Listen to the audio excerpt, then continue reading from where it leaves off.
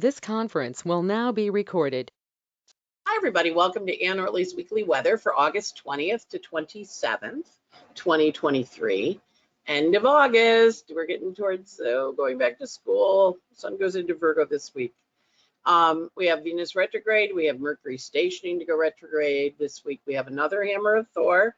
We're getting real good on those hammer of Thors.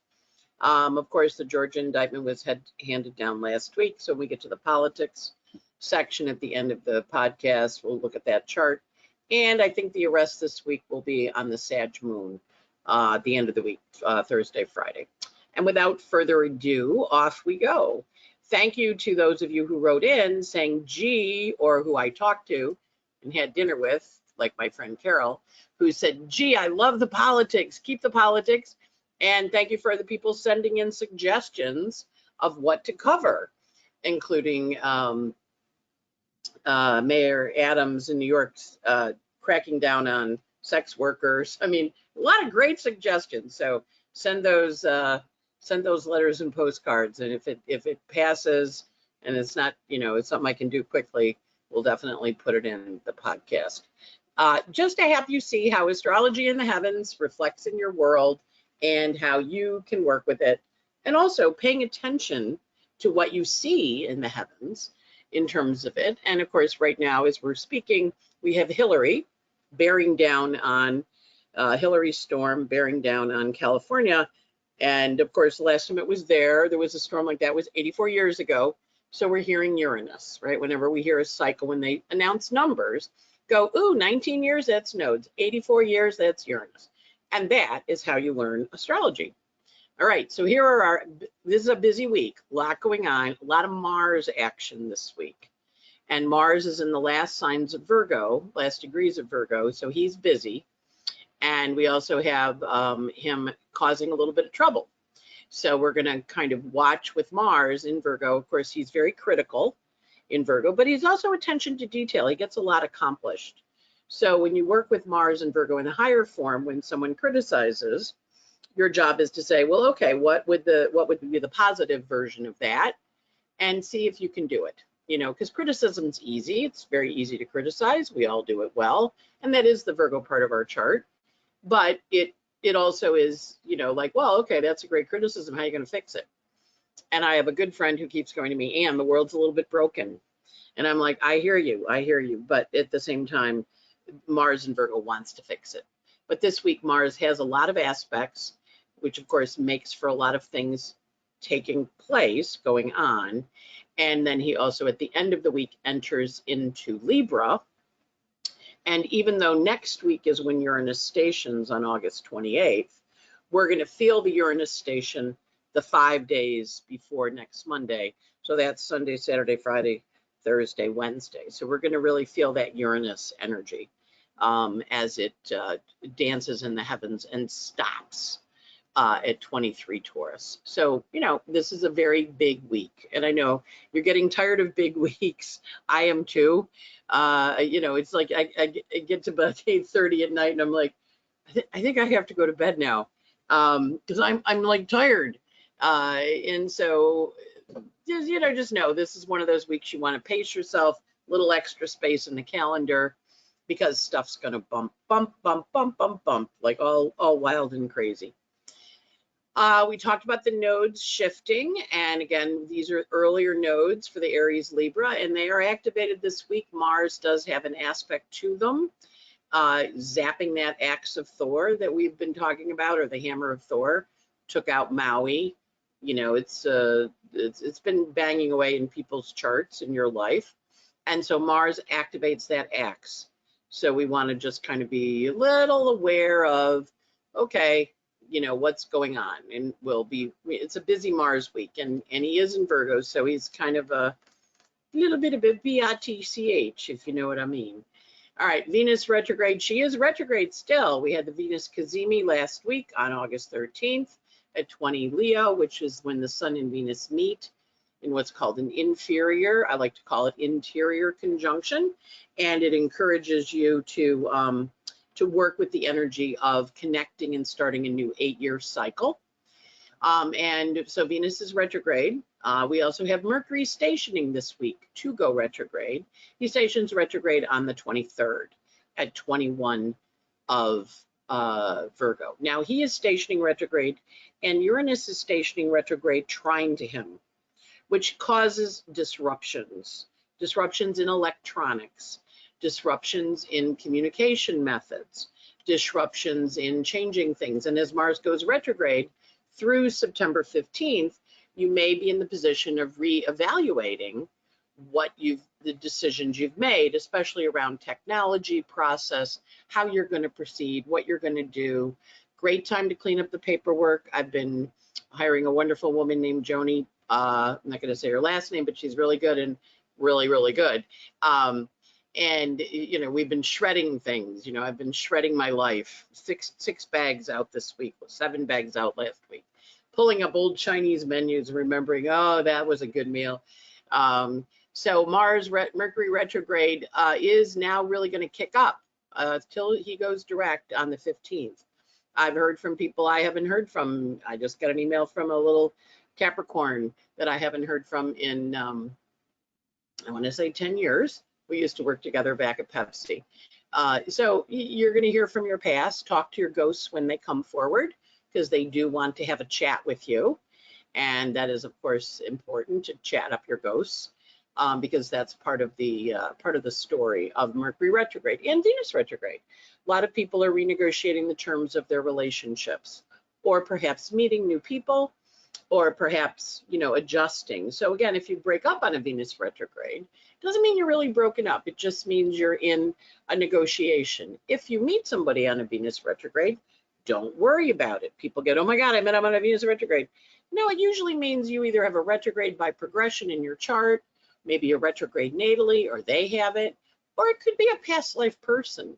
When Venus went retrograde in my chart by progression, that's when I went, I think I'm going to be an astrologer for a living. And I'm pretty sure I was one in a past life, actually a few past lives, since I've done some regressions.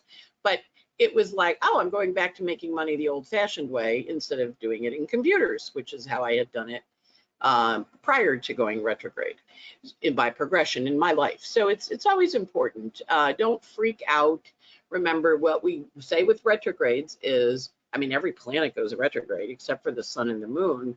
You just say, all right, I got to double check stuff. Things are going to surface. Things are going to come out. We're going to have tapes released. We're going to find old papers or old letters. I was going through shredding and I found an apology letter that had been sent to me. God, it had to be 20 years ago. Yeah, 20 years ago. And I kind of went, oh, apology letter, huh? All right. And I read it. And I went, okay. And I remembered what the fight was about. And I don't actually remember what I said, but apparently I got them very mad at me and they yelled at me, and then they wrote an apology letter explaining, right? That's also Mars and Virgo. When something goes wrong or you do something that irritates somebody, take responsibility, say, I hear you, it won't happen again, or argue it if you feel you must. And then, think about it. And Mars and Virgo wants you to own your stuff. Nobody's perfect. We're not living in a perfect world. And people's knickers can get in twists very quickly with these Virgo planets. And with Mercury retrograde, there can be conversations where you don't actually hear what they said. You hear your version of what they said. And then you have to address it. So I got an email from somebody that's saying that they'd listened to some tape I'd said with an astrologer, where I said Moon square Uranus often has problems with children from a woman, cited some of her parts in her chart. Well, really, I need to look at the whole chart. But Moon Uranus interrupts the normal flow of nurturing. That doesn't mean you don't have kids. It just means that there can be challenges with them because Uranus wants to disrupt the functioning of the moon. And when I was a baby astrologer, having read that aspect, when I saw Moon Uranus in the chart, I would ask the person, so, sometimes this indicates anxiety. So in one case, one woman would die if she had kids. In another, she didn't want to have children. She was always very clear. So, and then, of course, as I'm reading that, there was an article in the New York Times about somebody having made a friend and they got into a fight about having children. And I'm like, well, obviously there's some kind of moon Uranus aspect in the heavens right now, because I got an email from somebody about a thing I said a long time ago. So this is also, your words can come back and be clear, help the person understand, because remember, we say our words in our world, but they hear their worlds through their chart. They hear the words through their filter. And I think, the point of it is good intention, but even with good intentions, you can say things that freak people out, or people can mishear it. So with the Mercury stationing, the Venus station, and all this Mars and Virgo energy, and a lot of other planets in Virgo, just because they're all going to go backwards now that Mercury is retrograde, right? Because he's going to take all the Virgo and all the Gemini planets in the sky with him. And he's going to say, come on, let's go back, guys. Let's go stir the pot and cause a little trouble. So just, take it with a grain of salt. Think about the long-term nature. You get a letter from somebody and their knickers are in a twist. You might be in the mood to bitch back, and just kind of think about it. Talk about it with a couple of people. Decide if you really want to have that reaction. What's the bigger picture? Acknowledge where you've made a mistake, and then, go forth and sin no more.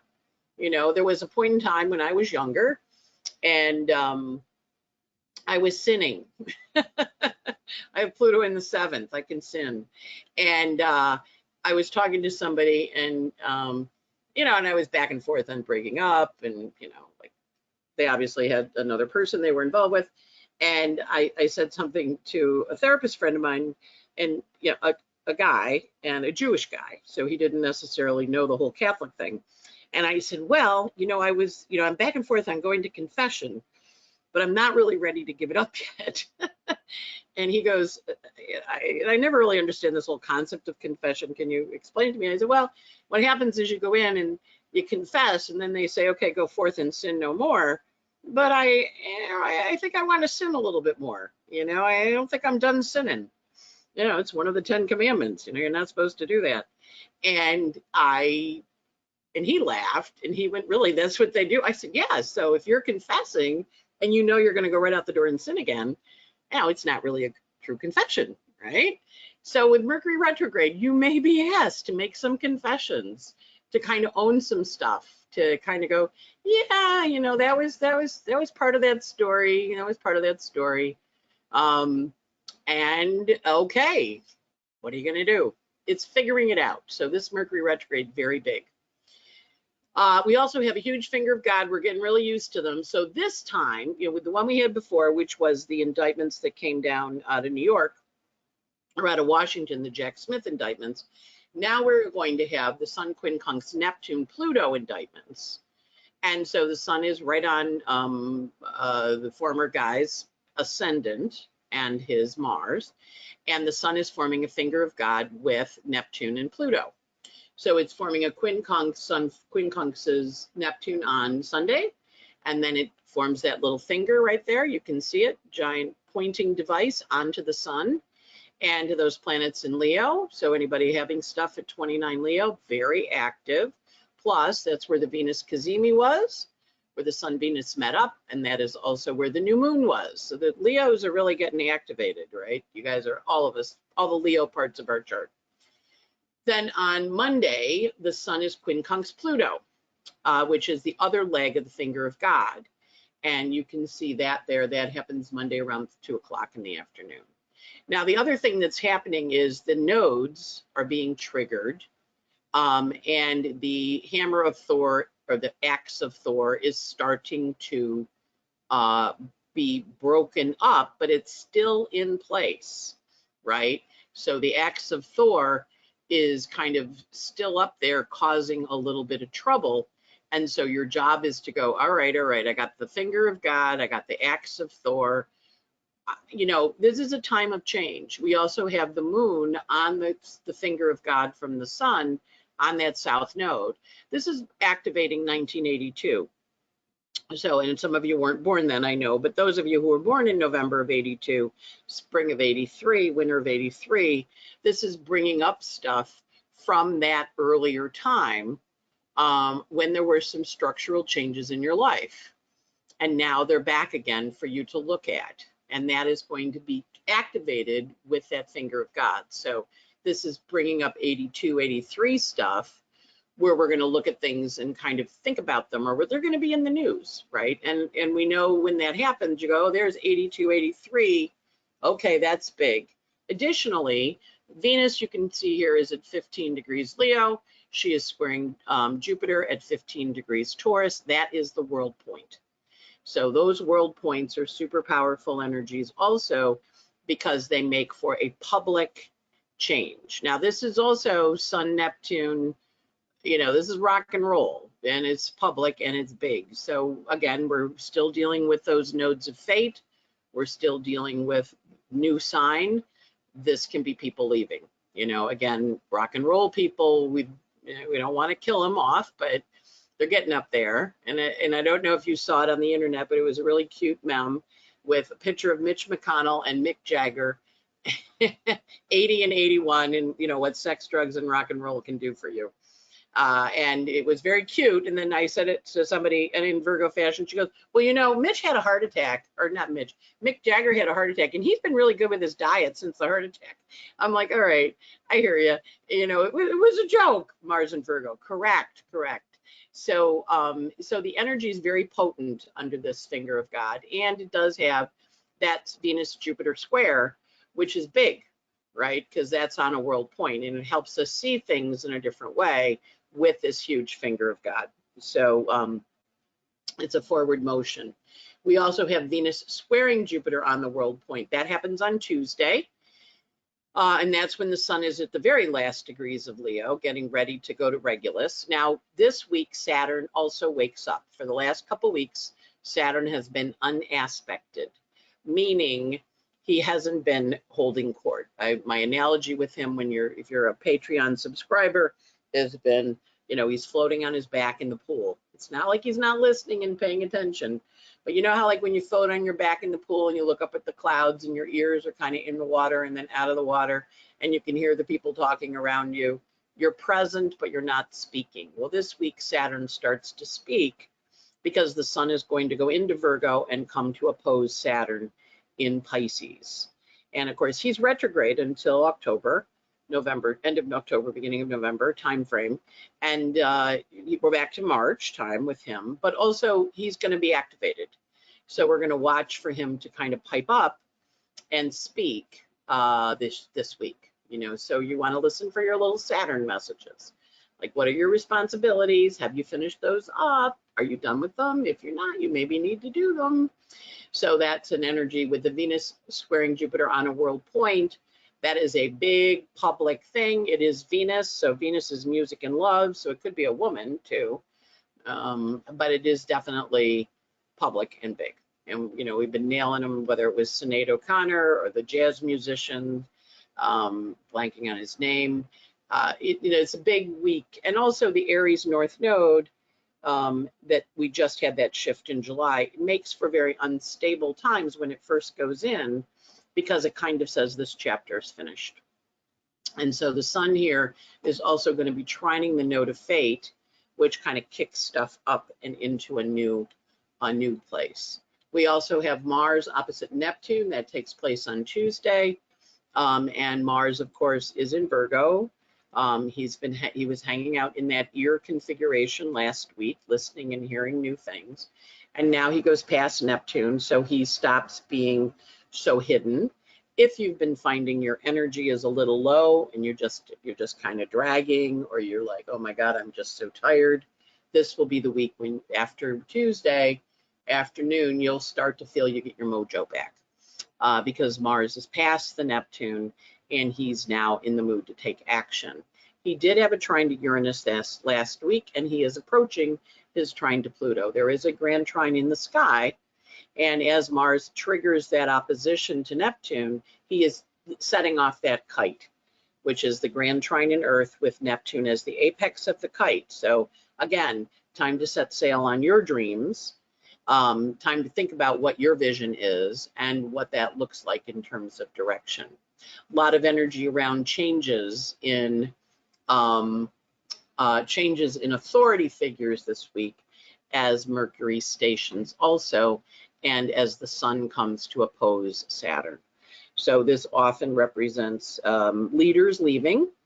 Not that we want to kill off our leaders, but there's an opportunity here for that, authority figures changing too, where you have to step into your own authority, or where you realize, there really isn't anything you can do about this. Because Sun Saturn often says to you, well, I know you want to do something, but you can't. And then that can cause some frustration, but it also is an awareness. Now, the sun opposes Saturn once a year. It's just the way it works. It just happens to be in the middle of all this other hoo-ha, which may make you go, hey, like hoo-ha, hoo-ha. And of course, all the Earth energy in the sky with the hurricane heading towards California, who are not used to tropical storms, not built for it. My brother is putting up sandbags, and he lives in Palm Springs.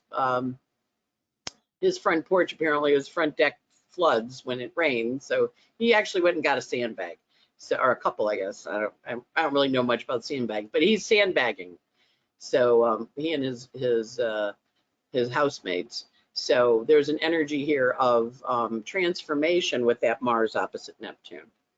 We also have the sun entering Virgo this week. Again, we're now entering the fall, officially, the mutable season of the summer, heading towards fall. And so the sun goes into Virgo on Wednesday, and you will feel a shift. It's always that little fall crisp in the air.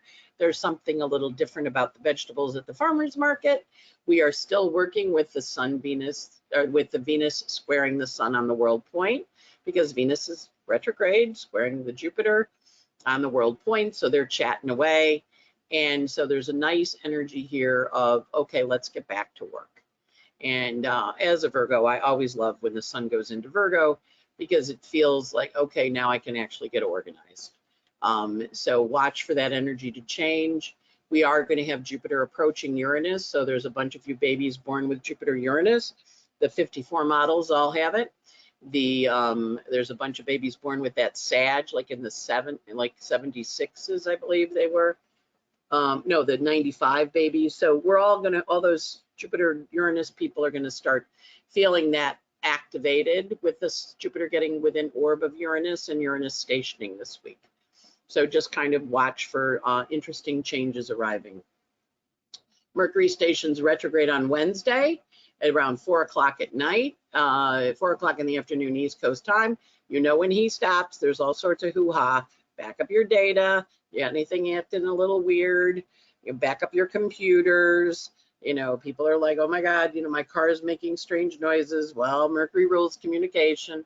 And this particular Mercury is pretty big because Mercury is stationing trine to Uranus, right? So they're stopping. He's stopping, and he might have been causing a little fritzy stuff with some of your electronics, or you might have been thinking, gee, I'm going to migrate my cell phone from here to here.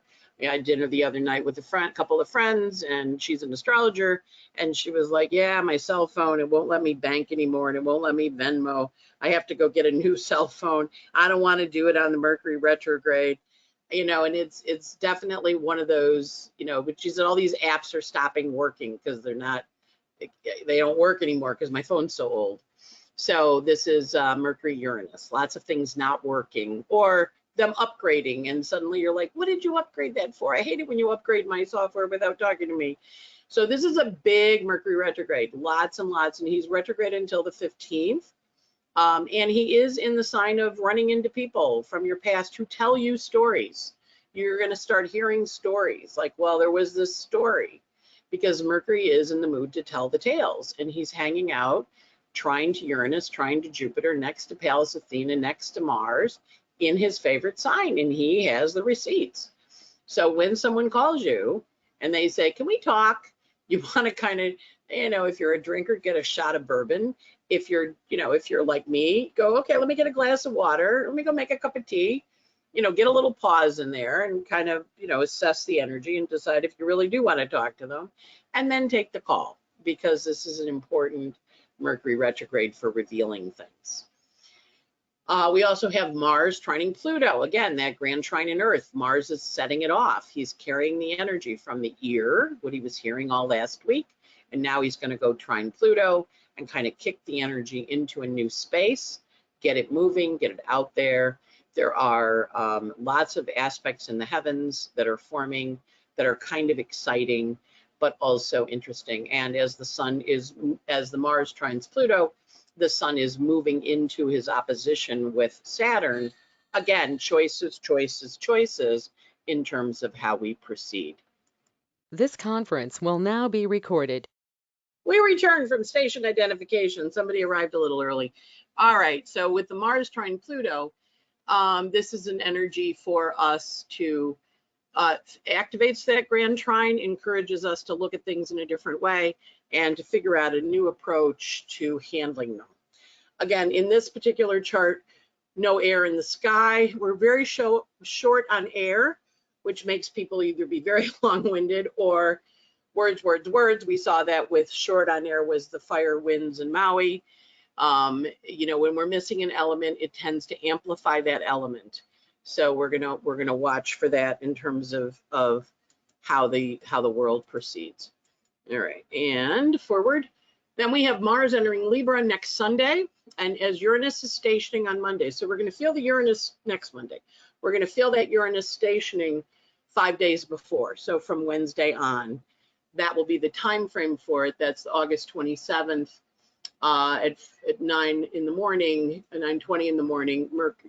Mars enters Libra into a new sign, and he is working with a retrograde Venus, right? So his boss is backwards, and she's moved out of the square to Jupiter, but Jupiter's on the world point. So Mars is kind of like, because Jupiter is answering to Venus too. So Mars in Libra's got an interesting job this year because he's responding to Venus in Libra or Venus in Leo retrograde when he enters, and she will go direct, of course, during the time that he is in Libra, and then he gets kind of like new instructions. So he's going to be a little confused. Mars in Libra can be a bit passive aggressive, especially when his ruler is not happy, and Venus, you know, is feeling, you know, on the time when Mars goes into Libra, he's in a quincunx, the moon is in a quincunx to Venus on that day. Moon's trining the Jupiter in Taurus.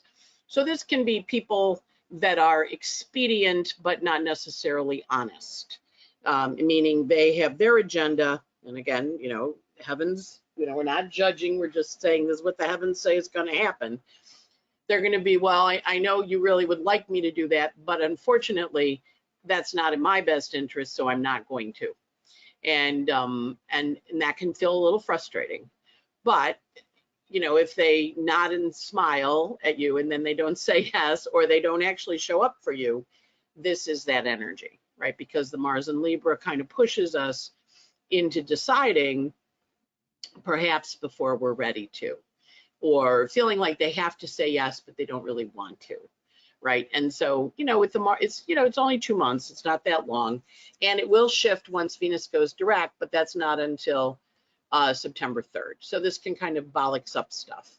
Things that you thought you had an agreement, it suddenly falls apart. That's an example of it. Things that you were like, well, I thought this was the plan, and they were like, well, yeah, you know, but I kind of, you know, something better came up.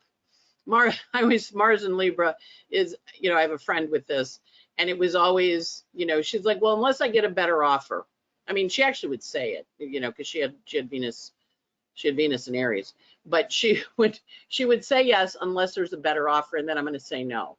And you were always like, really, you're going to dump me, you know, because, and then of course Mars in Libra also can be like, I'm going to make the arrangement like 3 months out, so I've pinned you down, and you're kind of like, well, it's 3 months out, I don't know what I'm going to want to do, you know, so that Mars in Libra can be a little bit tricky. And because the ruler is backwards, you know, watch, double check, Mercury's retrograde, Venus is retrograde, parts of the contract that you don't really get, hold on, because this is kind of, you know, not to say don't go forward with it, but be aware of, okay, like what are the deals I need to get in place, because, you know, how is that all set up, right? Does that make sense? I don't want to be, I always hate it when I say nasty things about Mars placement, and I hear about it from people. So, but this particular time, because Mars is in Libra, answering to a retrograde Venus, who is square to Jupiter, so she's enthusiastic, but she is unable to meet her commitments that she's saying to you. So don't take it personally. Just honor it and say, well, I would imagine you'd want to. Well, yes, maybe. But no, I don't know. Maybe I can't. All right. Then we also had the new moon webinar last week. We had that new moon webinar. It's still time to do your new moon ritual. The Leo moon, we had the Virgo moon, which had great aspects. The Libra moon has great closing aspects, as does the Scorpio moon. This is for the next 8 years. Venus and Sun met up to start a new 8-year cycle, and you want to work with that cycle. It's initiating an 8-year chapter for you, plus the new moon's a 2.5 year, and the nodes are a new 19 years. So this is kind of a biggie. You know, please, please, please, if you don't do rituals, do one for this one. And I would encourage you, I have it on my website, the new moon webinar we did, where I took you through the slides and how it goes. It's available for purchase, but also if you don't want to buy it, just sit down and do a, hey, Venus, let's have a chat, and have a little chat with the goddess of love. All right, so this week, in our sun is moving from 27 Leo to 4.5 Virgo. As we mentioned, the finger of God at the beginning of the week with the Neptune Pluto. Then he does have some arguments with the Saturn, a couple arguments on the 22nd, and then he has a big argument on the 27th. He enters Virgo, that happens on the 23rd, and he has an argument with the nodes of fate on the 27th. So the 27th is like a nasty day. A lot going on then, a lot of angst and anxiety and stress. So just kind of, that's next week, that's on Sunday. Mercury this week moving very slowly because he stopped. So he stops on the 23rd, and he's at 21 all week, parked at 21. He does meet up with Pallas Athena. I did not include that slide. That happens on August 26th, so that's kind of an aha moment. And he also has a little bit of an argument with Mars. Again, well, I'll take the offer, but if I get a better one, I'm going to do that instead. That's that Mercury contra-parallel Mars. Venus this week, retrograde. She's on the world point, square to Jupiter at the beginning of the week. She does have a stressful aspect with Mars on the 25th with a semi-square. She goes from 15 to 13 Leo, so she's not moving very fast. There's a big health aspect on the 27th. So watch what happens then, because there's a lot of stuff on the next Sunday on the 27th. Mars this week is busy. He's a busy boy, and he is taking prisoners and moving forward quickly. He has a contra-parallel to Neptune and an opposition. The contra-parallel is on the 20th. The opposition's on the 22nd, and suddenly he can see clearly now. So you'll feel like things really shifted. There also is a hard aspect, an adjusting aspect on the 21st with the nodes of fate, where Mars hits that north node. Again, this is a big departure time when the nodes change, you know, right at the beginning and right at the end. Those are when people are really, the planets are just exhausted or really trying to find their ground and move us forward. Mars also has that opposition to Neptune. He has a trine to Pluto, which sets off that grand trine in Earth and the kite, with Neptune as the apex, and then he enters Libra on the 27th. Again, see all the things happening on the 27th, and he runs from 25 to 0 Libra. Saturn this week is having a little argument with your strategy, you know, what you said you were going to do versus what you did, and he's in the mood to break up with people because he's now suddenly got an opinion about stuff, so he's forming hard aspects with Juno in her new sign of Leo. So she just went into Leo. So he's forming a quincunx with Juno, and which is an adjusting energy, like, well, I thought we were going to partner, and then a separating energy. And when I look at this aspect, I remember a while back when I was taking frame drum lessons, and I was the worst one in the class. I really was. I mean, everybody else was a musician. I was just, I wanted to learn how to play a frame drum, and a frame drum is a handheld drum. And it was a really cool drum. It was called a rick, R-I-K. QQ. And I still have it. I have it. It's in Florida actually now. And it's a great drum. It has little cymbals on it. And it was really good. And we would play. It was with a woman who had trained under Lane Redman, who was this wonderful woman drummer. And it was a great class. Eva was her name. She lived over in an art building on the west side. And it was a great class, and I really had a good time. And then she was going to take her advanced class and merge it with our class and move nights. And I kind of went like, I'm already the worst in the class, and now I'm going to be even more the worst, you know, like I'm just going to be the really bad one. And so I dropped out, and I kind of feel a little bad I dropped out, but I also recognized like, no, it was moving in a direction I wasn't really comfortable with. So it was a time to drop out. So when I was looking at this aspect, I thought, this reminds me of when I dropped out of drumming class, because I was the worst. And the rest of them were all musicians, right? I was just a little wannabe there. And I do kind of feel a little bad about it, because I still play the drum, but it was, when you were doing lessons, there was much more of a regularity to it. So that's the energy. It's like, well, gee, this was a good group for a while, but think maybe I need to leave it and go on, because my requirements are changing, or my structures are changing. So that's the Saturn quincunx, the Palace of the Juno. That it was a good, fun time, but now my requirements are shifting. And I've spoken to a lot of people lately who are kind of like, yeah, that was a group I was in and it was good, but it isn't really working for me in quite the same way. So I think I'm going to leave. So this is that energy. And Uranus is getting ready to station. He's not stationing. And when we look at the moons, let's get our moon calendar up here. The moon Monday and Sunday and Monday is in Libra. It goes void at 4:31 Monday afternoon, goes into Scorpio at 7:30 Monday night, 7:22. The moon goes void with a nice aspect. Normally the last aspect is a square to Pluto, but this week, because of the sun at the last degrees of Leo, it's a sextile, sun sextile Leo sun. So it's a very productive new moon. Make sure to do your new moon rituals. Moon goes into Scorpio Monday. It's in Scorpio Monday night. It's in Scorpio Tuesday, Wednesday, and Thursday goes void at 1:10 a.m. and with a sextile to Pluto. Again, a good time to do your ritual if you haven't done it yet. It's void from 1:10 in the morning till 4:07 when it goes into Sag on Thursday morning. These are all East Coast times. So it's in Sagittarius Thursday, Friday.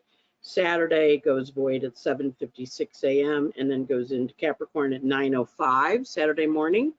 The 26th and the 27th, it's in Capricorn, going void on Monday, the 28th at 7:49. Again, this is a bumpy week. Mars is super busy, and he's causing a lot of trouble. So whenever the malefics are happy, plus we have that finger of God up there with Neptune and Pluto getting aspected by the sun, the bouncy days, the difficult days, the emotionally challenging days are definitely the 23rd Wednesday, when Mercury stations and the sun enters Virgo. And then at the end of the week, the Thursday, Friday are big when the moon's in Sag. And then Capricorn, the weekend is a little quiet, but it is a Capricorn moon with some hard aspects. Sunday, the 27th is basically nice, but that's also got Mars shifting into Libra. So we're out of all the Virgo, and Mars in Libra goes, well, okay, begin again, new cycle. So it's a tough week. Not horrible, but definitely a little more challenging than you might like, especially for August. Come on, we're supposed to be on vacation and having a good time. All right, on to the politics section. As I mentioned, I'm going to put the politics at the end, so those of you who don't like them can hang up now. And this is just quick little ones, not a lot I expect next week will be really busy, but this week, we had the indictment that came down on August 14th, Monday night around 9. And I do think Trump gets arrested and turns himself in on that Sag moon, which is the end of the week, because he has a Sagittarius moon, which seems to be what the reporting is. So, we're back to Georgia, and we're back to the call, right? So I pulled the chart because I do keep track of these things. So the call happened to Brad Raffensperger. This is the chart for the call.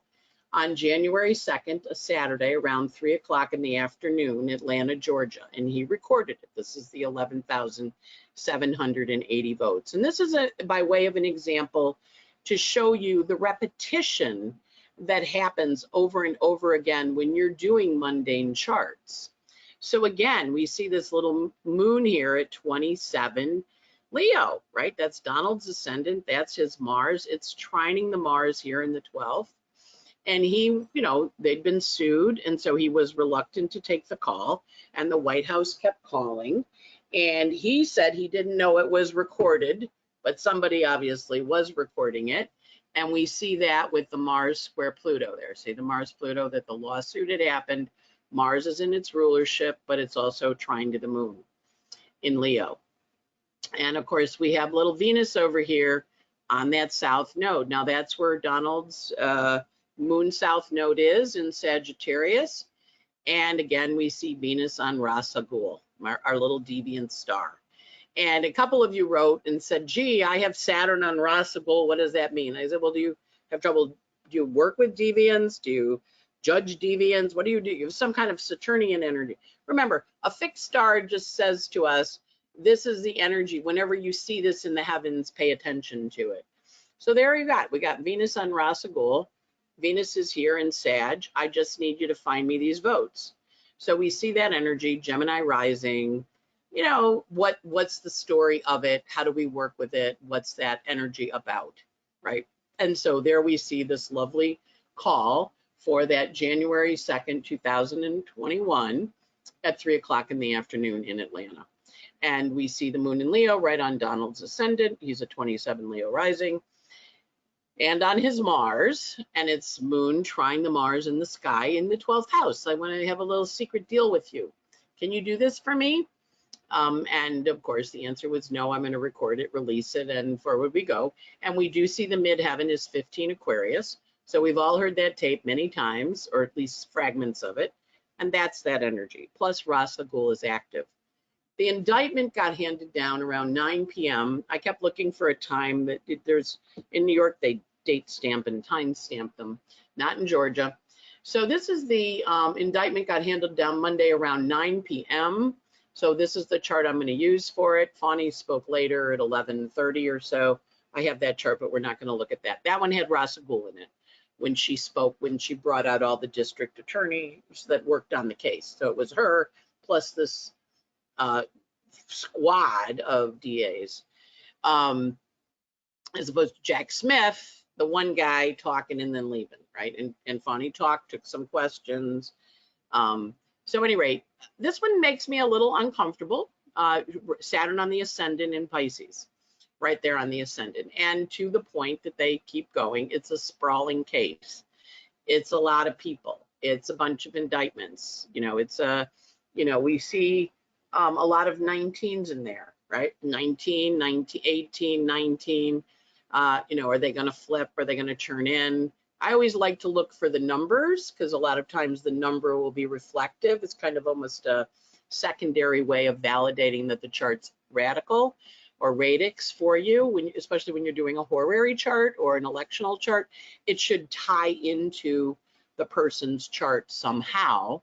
And of course, this one does tie into her DA Willis's chart, but also with the Saturn on the ascendant with Pisces rising, it does indicate that there's more to be revealed coming. Like we're not done with this yet. And we also see Saturn ruling the midheaven and ruling the groups and ruling the stuff going on behind the scenes. And of course, it was at the very last bits of that, who am I in partnership with, Juno in Cancer, talking to Pluto in Capricorn. So that energy of, who's on the team with me. And of course, we'll be watching this, but this one does indicate with Saturn rising that the chart will have a little more bumpiness getting to, is not designed for speed in the same way that the Jack Smith chart, his indictment was Virgo, Virgo, Virgo, precise, concise, whatever. This is sprawling. This is Piscean. It's rather oceanic. It's all over the place. And, this is how astrology kind of shows you okay, well, this is a sprawling thing with 100 pages and lots of people and lots of stories and lots of Piscean stuff. But Saturn angular, right there in the 12th, as it was released, I'm always a little bit like, all right, well, we're going to watch Saturn. We're going to watch this one. It's going to be a little bumpy getting off and running because Neptune's in the first opposite the Mars. So we'll see how that one shakes out. And it's not designed for speed. It's designed for, in sprawling. And I just want to say, the Watergate hearing, there were 48 convictions in Watergate. They all happened after Nixon left and was pardoned, but there's an energy with a Saturn on the ascendant of accountability. And as I was saying, the last couple of weeks, Saturn's been very quiet. He has not been making aspects to anybody. And now he's going to have the sun come opposite Saturn, so he'll be back in play again. And he is doing the backfloat in Pisces. He's dissolving things, and it's amorphous, and it's and of course that's the whole idea of a RICO thing. The reason they did RICO prosecutions was all these people are doing crimes, but we want to get the guy at the top. So we have to show it's like an amorphous organization that's doing things. So it's interesting. It's an interesting chart. I'm not loving it, but I'm also like, hey, process. That's what we're in, and we are still having our Pluto return as a country. So we are having our Pluto return until next year after the elections. So we are in for a ride. Now, the other thing somebody wrote and asked me, I mentioned that the last time we were back in 94, 95, which is where Saturn is going to be this next couple of years, was the O.J. Simpson case. And of course, the O.J. Simpson case was televised.